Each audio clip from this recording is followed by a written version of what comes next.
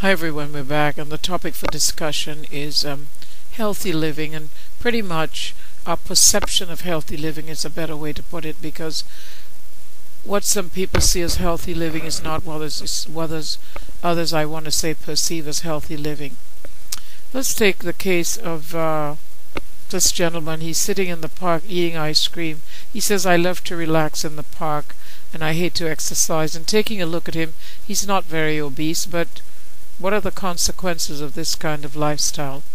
I just wanted to let you know that we have a bulletin board on dearnurses.org, so if you take the time to go there, you'll be able to access it. It's quite interesting. It just gives you all kinds of different updates at dearnurses.org. And now we're going to talk about Bob, who went to the gym. This is his perception of healthy living. Pumping iron. He loves to pump iron. Shortly after that, he has an explosive headache, and his headache was so terrible he could not function. Little did he know he had ruptured an aneurysm in his brain. So even though he meant well with pumping iron, there were some other variables. Another misconception about healthy living.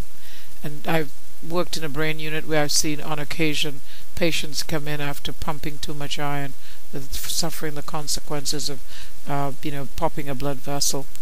Now, an aneurysm, I'd like you to learn a little more, if you would like to, of course, about aneurysms, and that, of course, is they get what is called a subarachnoid hemorrhage, because you get bleeding into the brain. And there is an interesting case study. It's just compiled from information from, different situations. I've seen so many subarachnoid hemorrhages, and that is at dearnurses.com.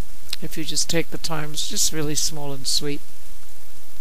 Now we're going to talk about anorexia. Again, another perception. Well, let's say it's not really a correct perception of healthy living. Here's a young lady who's 17 years old and loves to run, and she runs like 5 to 6 miles a day and on 700 calories. She feels that she's doing a terrific job eating very little and running 600 calories rather. She's eating very little and feels that she's doing a terrific job keeping healthy. That's her perception of healthy living. Problem with anorexia, it can lead to things like electrolyte imbalances. It can lead to bone loss.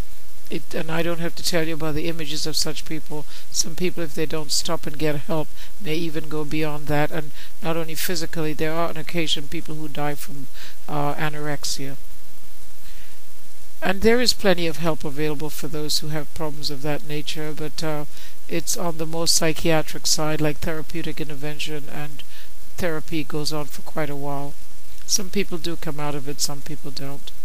Then let's go on to the patient who has another perception of health, and that is bulimia. Bulimia is like the opposite of anorexia. They eat a lot, and when they're finished, they seek ways to find how to dispose of all these calories, not through exercise, of course. They do things like going to get laxatives and just having a large amount of laxatives, or some people even force themselves to vomit to get rid of all those excess calories. So bulimia is an eating disorder, and the person suffering from this condition obviously needs help. Large volumes of food, and then goes and gets rid of it either through laxatives or puking it up. And I don't have to tell you, probably will be subject to something very similar, like electrolyte imbalances and other disorders, dehydration, peptic ulcers, constipation, and more. So I hope you've learned something from this. Have a great day.